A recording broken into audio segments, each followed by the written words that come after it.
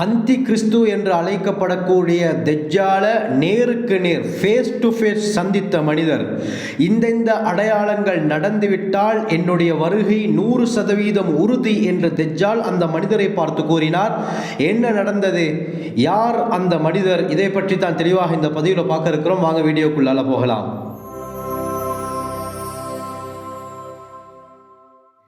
அல்ஹம்துலில்லாஹி ரப்பில் ஆலமீன், அஸ்ஸலாத்து வஸ்ஸலாமு அலா ரசூலில்லாஹி அம்மா பஅத்.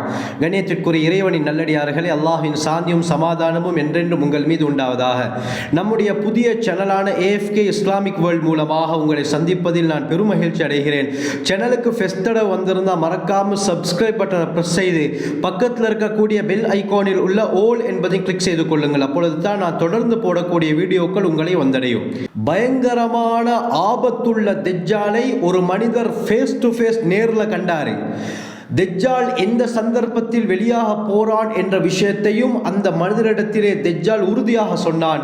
அந்த விடயங்களை கேட்கும் பொழுது தான் நம்முடைய உடம்பெல்லாம் புல்லரிக்க ஆரம்பிக்குது. ஏன், அந்த அடையாளங்கள் தற்பொழுது நடந்து கொண்டிருக்கின்றன, முக்கியமான அடையாளங்கள். அதனால வீடியோ ஸ்கிப் பண்ணாம கடைசி வரை பார்த்து பிரயோஜனம் பெற்றுக்கொள்ளுங்கள். கண்ணியமானவர்களே, இந்த தெஜ்ஜாலை கண்ட மனிதர் யாருன்னு சொன்னா, ரசூலுல்லாஹி ஸல்லல்லாஹு அலைஹி வஸல்லம் அவர்களுடைய காலத்தில் வாழ்ந்த முக்கியமான ஒரு நபித்தோழர் தமீமுத்தாரி ரலியல்லாஹு அன்ஹு.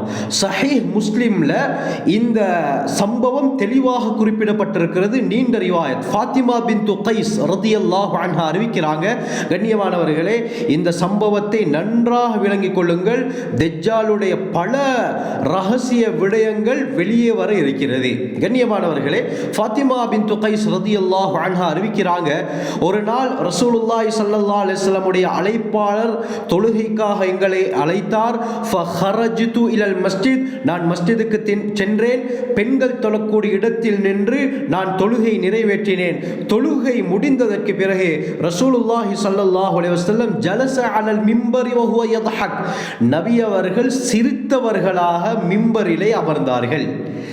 அமர்ந்து ஒவ்வொரு மனிதரை பார்த்து சொன்னார்கள், லியஅஸிம் குல்லு இன்சானின் முஸல்லாஹு, ஒவ்வொரு மனிதரும் அவர் இருக்கக்கூடிய இடத்தை பற்றி பிடித்துக் கொள்ளட்டும், சிதறிவிட வேண்டாம், எழும்பி போக வேண்டாம். முக்கியமான ஒரு விஷயத்தை நான் சொல்ல போகிறேன் என்று ஸல்லல்லாஹு அலைஹி வஸல்லம் சஹாபாக்களுக்கு முன்னறிவிப்பு செய்துவிட்டு சொன்னார்கள், அத்ததுரூன லிம ஜமஅதுக்கும், உங்களுக்கு தெரியுமா உங்களை நான் என்னத்துக்கு ஒன்று சேர்த்திருக்கிறேன், இந்த இடத்திலே ஏன் ஒன்று திரட்டினேன் என்று உங்களுக்கு தெரியுமா? சஹாபாக்கள் சொன்னாங்க, அல்லாஹு வ ரசூலுஹு அலம், அல்லாஹும் அவருடைய தூதரும் தான் நன்கு அறிந்தவர்கள். இந்த நேரத்தில் ரசூலுல்லாஹி ஸல்லல்லாஹு அலைஹி வஸல்லம் சொன்னாங்க, ஜமஅதுக்கும், உங்களை நான் ஏன் ஒன்று திரட்டினேன் தெரியுமா? லிஅன்ன தமீமுத்தாரி கான ரஜுலன் நஸ்ரானியன், இதோ இருக்கிறாரே தமீமுத்தாரி ரலியல்லாஹு அன்ஹு, இவர் கிறிஸ்தவராக இருந்து ஃபபாயஅ வ அஸ்லம, பைஅத் செய்து அவர் இஸ்லாத்துக்குள்ளான் நுழைந்து விட்டார். அவர் தற்போது முஸ்லிமாக இருக்கிறார். இவர் எனக்கு ஒரு விடயத்தை, ஒரு நிகழ்வை சொன்னார். அந்த நிகழ்வு எப்படி இருக்கிறது என்றால், உங்களுக்கு நான் தெஜ்ஜாலை பற்றி சொல்லியிருக்கிறேனே, இந்த தெஜ்ஜாலை பற்றி சொன்ன விடயமும் இவர் சொன்ன விடயமும் மெச்சாகுது, தோதுவாகுது என்று ரசூலுல்லாஹி ஸல்லல்லாஹு அலைஹி வஸல்லம் ஒரு ஆச்சரியமான விஷயத்தை சொன்னாங்க. சஹாபாக்கள் எல்லாம் ஆச்சரியத்துடன் நபி அவர்களுடைய முகத்தை பார்க்கிறார்கள். அந்த சம்பவம் என்ன, தமீமுத்தாரி ரலியல்லாஹு அவர்கள் எதை கண்டார்கள் என்று ஆர்வத்துடன் நபி ஸல்லல்லாஹு அலைஹி வஸல்லம் அவர்களுடைய பேச்சை கேட்டுக்கொண்டிருக்கிறார்கள். ரசூலுல்லாஹி ஸல்லல்லாஹு அலைஹி வஸல்லம் சொன்னாங்க, ஹத்தஸனி, இந்த தமீமுத்தாரி ரலியல்லாஹு அன்ஹு எனக்கு சொன்னார் என்னன்னா, ஒரு நாள் லஹும் ஜுதாம் கோத்திரத்தாரை சேர்ந்த 30 பேரை கொண்ட ஒரு குழுவுடன் கடல் மார்க்கமாக ஒரு கப்பல்ல போனார்கள். கப்பல் போய்கொண்டிருக்கும் பொழுது கடல் கொந்தளிப்பு ஏற்பட்டு அலை அதிகமாக அடிக்க ஆரம்பித்தது. 1 மாதம் வரை கடலிலே இவர்கள் இருக்க வேண்டிய சூழ்நிலை, வெளியேற முடியாமல் தடமாறிக்கொண்டிருந்தார்கள். கடைசியாக அலைகள் ஒரு தீவின் பக்கம் இவர்களை தள்ளிவிட்டது. அலை அப்படியே இவருடைய கப்பல் அப்படியே சுமந்து கொண்டு வந்து ஒரு தீவுல போய்விட்டுச்சு. அந்த நேரம் சூரியன் மறையக்கூடிய நேரமாக இருந்தது, மாலை நேரமாக இருந்தது. இந்த நேரத்தில் மக்கள் இந்த 30 பேரும் பயந்தாங்க. ஏண்டா ஒரு தீவுக்கு வந்திருக்கிறோம், இங்கே என்ன இருக்குதுன்னு தெரியா. அதனால எல்லாமே நெருக்கமாக கப்பலில் உட்கார ஆரம்பிச்சாங்க. தூரம் இல்லாமல் எல்லாமே நெருங்கி கப்பலில் உட்காருவதற்கு ஆரம்பித்தார்கள். இந்த நேரத்தில் ஃபதஹலுல் ஜஸீரா, அந்த தீவுக்குள்ளால போயிட்டு பார்ப்போம், எங்களுக்கு ஏதாவது உதவிகள் கிடைக்கலாம்னு சொல்லி 1 மாசம் கப்பல்ல இருந்தாங்க. பல தேவைகள் இருக்கும், அந்த தேவைகளை நிறைவேற்றிக் கொள்ள முடியுமா என்ற நோக்கில் இவர்கள் என்ன செய்யறாங்க, அந்த தீவுக்குள்ளால நுழையிறாங்க. ஃபலகியத்துஹும் தாப்பத்துன் அஹ்லப், அதிகமான முடி இருந்த ஒரு மிருகம் இவர்களை சந்தித்தது. ஒரு பிராணி, ஒரு மிருகத்தை பார்க்குறாங்க, அதனுடைய உடம்பு முழுக்க அதிகமான முடிகள் தான், உரோமங்கள் தான் இருந்தது. எந்த அளவுக்குன்னு சொன்னா அவங்க சொல்றாங்க, லா யதுரூனமா குபுலுஹு மின் துபுரிஹி மின் கஸ்ரத்தி ஷஅர், முடி அதிகம் இருந்ததின் காரணமாக அந்த பிராணி, அந்த மிருகத்துடைய முன்பகுதி எது பின்பகுதி எது என்று அவர்களுக்கு விளங்காமல் இருந்தது. அந்த அளவுக்கு ஒரு விசித்திரமான ஒரு மிருகத்தை அந்த தீவுல கண்டார்கள். உடனே பயந்தாங்க இந்த மக்கள், இந்த குழு, தமீமுத்தாரி ரலியல்லாஹு அவர்கள் உட்பட அந்த குழு சொன்னாங்க, வைஹக், உனக்கு நாசம் உண்டாகட்டும், மா அந்தி, நீ யாரு? அந்த பிராணி பதிலளித்தது, அனல் ஜஸ்ஸாசா, நான் தான் ஜஸ்ஸாசா என்று கூறியது. ஜஸ்ஸாசா என்றால் ஒற்றன். ஒற்றன், உளவு பார்ப்பவன், இந்த தீவுடைய உளவு பார்ப்பவன் நான் தான் என்று அந்த மிருகம் சொன்னது. உடனே இந்த மக்கள் கேட்டாங்க, ஒமல் ஜஸ்ஸாசா, உளவு பார்ப்பவன் என்றால் என்ன, எங்களுக்கு விளங்கல்லே என்ற போக்குல அந்த மிருகம் சொல்லது, ஐயுஹல் கூம், கூட்டத்தாரே, இதோ இந்த தீவில் ஒரு வீடு இருக்கிறது, ஒரு கோட்டை இருக்கிறது, அந்த கோட்டைக்குள்ளால் ஒரு மனிதர் இருக்கிறார். ஃபஇன்னஹு இலா ஹபரிக்கும் பில் அஷ்வாக், உங்களுடைய செய்திகளை தெரிந்து கொள்வதற்கு அந்த மனிதர் ஆசையுடன் ஆர்வத்துடன் இருக்கிறார், நீங்க அவர்கிட்ட போங்க என்று சொல்லி இந்த மிருகம், இந்த விலங்கு அந்த மக்களுக்கு அந்த இடத்தை காட்டியது, வழிகாட்டியது. கண்ணியமானவர்களே, இந்த மிருகம் பேசிய பேச்சை கேட்டவுடன் இந்த குழு அப்படியே பயந்துட்டாங்க. ஒரு மிருகம் பேசுது, ஒரு மிருகம் கேட்ட கேள்விக்கு பதிலளிக்குது, இந்த இடத்துக்கு போக சொல்லுதுன்னு சொல்லி இந்த மக்கள் பயந்தாங்க. எந்த அளவுக்குன்னு சொன்னா, ஒருவேளை இது ஷைத்தானாக இருக்குமோ என்று எண்ணக்கூடிய அளவுக்கு அவர்களுடைய உள்ளத்தில் ஒரு பயம் ஏற்பட்டது. எப்படி இருக்கும் கொஞ்சம் யோசிச்சு பாருங்க. யாரும் இல்லை, ஒரு தீவுக்கு போறாங்க, திடீர்னு ஒரு விசித்திரமான மிருகம் முன்னால் நின்றா எங்களோட நிலைமை என்னன்னு கொஞ்சம் யோசிச்சு பாருங்க. இதே நிலைமை தான் அந்த 30 பேருக்கும் ஏற்பட்டது. ஃபந்தலக்னா சிராஅன், வேகமாக நாங்கள் அந்த வீட்டை நோக்கி நகர்ந்தோம், வீட்டுக்கு போனோம். அந்த வீட்டுக்குள்ளால பார்த்தால் அஅதமு இன்சானின், பிரமாண்டமான உடல் அமைப்புள்ள ஒரு மனிதனை நாங்கள் கண்டோம். ஒரு மனிதன் அந்த வீட்டுக்குள்ளால் இருந்தான். எப்படி சொல்றாங்க, ரஐனாஹு கத் ஹல்கன், இவனை போல ஒரு பிரமாண்டமான உடல் அமைப்புள்ள மனிதனை நாங்கள் வாழ்க்கையில் கண்டது கிடையாது. அது மட்டுமல்லாமல் அவன் விலங்கிடப்பட்டிருந்தான், கைக்கு மாஞ்ச் போடப்பட்டிருந்துச்சு, விலங்கு போடப்பட்டிருந்துச்சு, சங்கிலியால கட்டப்பட்டிருந்துச்சு. எப்படி, அவனுடைய கைகள் கழுத்துடன் சேர்த்து இவ்வாறு கட்டப்பட்டிருந்தது, அவனுடைய முழங்கால்கள் அவ்வாறு இறுக்கமாக அவன் நகர முடியாத அளவுக்கு அவனுடைய கால்களுடன் சேர்த்து முழங்காலும் கட்டப்பட்டு இருந்தது. இப்படியாப்பட்ட ஒரு மனிதரை பார்த்து நாங்கள் கேட்டோம், வைலக், உனக்கு நாசம் உண்டாகட்டும், மா அந்த, யாரு நீ? உடனே அந்த மனிதன் சொன்னான், கது கதர்த்தும் அலா அஹ்பரி, என்ன விஷயத்தை நீங்க தெரிஞ்சுக்குவீங்க, நான் யாருன்றதை நீங்கள் அறிந்து கொள்வீர்கள். ஃபஅஹ்பிரூனி மா அன்தும் ஃபெஸ்டா, நீங்க யாருன்னு எனக்கு சொல்லுங்க என்று அந்த மனிதன் சொன்னான். பிறகு இவர்கள் நடந்த விஷயத்தை சுருக்கமாக சொன்னாங்க. இப்படித்தான் நாங்கள் அரபிகள் இப்படி கப்பலில் வந்தோம், எங்களை 1 மாசம் கடல்ல இருந்தோம், கடைசியா அலை இந்த இடத்துல எங்களை விட்டுச்சு, நாங்கள் இந்த தீவுக்கு வந்தோம், ஒரு பிராணியை கண்டோம், அதுதான் உங்கள்கிட்ட அனுப்பிச்சு என்ற விஷயத்தை சுருக்கமாக சொன்னாங்க.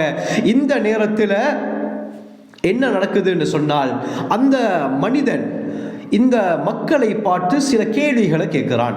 இதுதான் முக்கியமான விடயம், இதுதான் இந்த சப்ஜெக்டுடைய மெயின் பாயிண்டே. அதனால் இந்த விடயத்தை நன்றாக அவதானியுங்கள். அந்த மனிதன் இந்த குழுவிடத்திலே சில கேள்விகளை கேட்டான். முதலாவது கேள்வி என்ன, அஹ்பிரூனி அன் நஹ்லி பைசான், பைசான் என்ற பேரீத்தம் தோட்டத்தை பற்றி எனக்கு அறிவியுங்கள் என்று இந்த மனிதன் கேட்டான். பைசான் பேரீத்த தோட்டம் எங்க இருக்குதுன்னு சொன்னால், தற்பொழுது இஸ்ரேலுடைய ஆக்கிரமிப்புக்குள்ளால் அந்த தோட்டம் வந்துவிட்டது. 1948 வருடமே இந்த பைசான் தோட்டத்தை இஸ்ரேல் ஆக்கிரமித்துக் கொண்டார்கள். இந்த தோட்டம், அதாவது இந்த தோட்டம் இருக்கக்கூடிய இந்த பைசான் நகரம் என்பது 7.33 சதுர கிலோமீட்டரை கொண்ட பரப்பளவு, 7 கிலோமீட்டர் அளவுக்கு இருக்கக்கூடிய ஒரு பரப்பளவு தான் இந்த பைசான் என்ற பகுதி. 2018 கணக்கெடுப்பின்படி இந்த ஊர்ல 18,200 பேர் வாழ்ந்திருக்கிறார்கள். தற்பொழுது இதைவிட அதிகமாக அந்த இடத்திலே வாழ்ந்து கொண்டிருக்கிறார்கள். இந்த இடத்தில் தான் இந்த மனிதன் கேட்ட தோட்டம் இருக்கிறது. இந்த தோட்டத்தை பற்றி தான் இவன் விசாரித்தான். உடனே நாங்கள் கேட்டோம், அன் ஐயிஷனிஹா தஸ்தக்பிர், அந்த தோட்டத்தை பற்றி எதை கேட்குறீங்க, அந்த தோட்டம் சம்பந்தமாக எந்த விஷயத்தை நீங்க கேட்குறீங்க? அந்த மனிதன் சொன்னான், அஸ்அலுக்கும் அன் நஹ்லிஹா, அந்த தோட்டத்துடைய பேரித்தம் பழங்களை பற்றி தான் கேட்கிறேன். அது பழுத்திருச்சா, அது பழம் கொடுக்குதா என்று அந்த மனிதன் கேட்டான். நாங்கள் சொல்றோம், நாம், ஆமா, அது நன்றாக பழம் கொடுக்குது. இது ஆரம்பத்தில் பலஸ்தீனுடைய பகுதியில் இருந்தது. கண்ணியமானவர்களே, இந்த மனிதர் சொன்னா, இந்த மக்கள் சொன்னாங்க, என்ன நன்றாக பழம் கொடுக்குது. உடனே அவன் சொன்னான், அமா இன்னஹு யூஷிகு அல்லா துஸ்மிர், சொன்னான், கொஞ்ச காலத்தில் அது பழம் கொடுக்காமல் போய்விடும். அந்த தோட்டத்தில் அந்த மரங்கள்ல இருந்து பழங்கள் காய்க்காது, காய்கள் உருவாகாது என்று இந்த மனிதன் சொன்னான். பிறகு இரண்டாவது கேள்வியை அந்த மனிதன் கேட்கிறான், அஹ்பிரூனி அன் புஹைரா தபரியா, தபரியா சிறுகடலை பற்றி எனக்கு அறிவியுங்கள். அதனுடைய நிலைமை என்ன, அதனுடைய செய்தி என்னன்றது எனக்கு சொல்லுங்க. கண்ணியமானவர்களே, தபரியா என்பது தற்பொழுது இஸ்ரேலுடைய கட்டுப்பாட்டுக்குள்ளால் இருக்குது. கூகுளில் நீங்கள் சர்ச் பண்ணி பார்த்தா கலிலி லேக் என்ற பேரில் வரும். அது மட்டும் இல்லாமல் லேக் இன் இஸ்ரேல் அப்படின்னு சொல்லப்பட்டிருக்கும். இதெல்லாம் ஆரம்பத்தில் பலஸ்தீனில் இருந்த இடம். இஸ்ரேலுடைய ஆக்கிரமிப்புக்கு பின்னால் இது அப்படியே தன்னுடைய கட்டுப்பாட்டுக்குள்ளால் அவர்கள் எடுத்துக்கொண்டார்கள். இந்த புஹைரா தபரியா, தபரியா சிறுகடல் இருக்குதே, இதனுடைய நீளம் எவ்வளோன்னு பார்த்தால் 21 கிலோமீட்டர் நீளம், 13 மைல் அளவுக்கு நீளமானது. இதனுடைய அகலம் 13 கிலோமீட்டர், 8.1 மைல் அகலத்தை கொண்டது தான் இந்த புஹைரா தபரியா, தபரியா சிறுகடல். இதனுடைய ஆழம் 43 மீட்டர், 141 அடி ஆழத்தை கொண்டது தான் இந்த தபரியா லேக், தபரியா சிறுகடல். முக்கியமான ஒரு சிறுகடல். இந்த சிறுகடலை பற்றி தான் இந்த மனிதன் இந்த மக்களிடத்திலே கேட்டான். மக்கள் கேட்கிறாங்க, அந்த சிறுகடலுடைய விஷயத்தில் எதை பற்றி நீ கேட்கிற? அந்த மனிதன் சொன்னான், ஹல் ஃபீஹா மாஉன், அதுல தண்ணீர் இருக்குதா? இவங்க சொன்னாங்க, நாம் ஹிய கஸீரத்துல் மா, அதிகமான தண்ணீர்கள் அந்த தபரியா சிறுகடலிலே இருக்கிறது.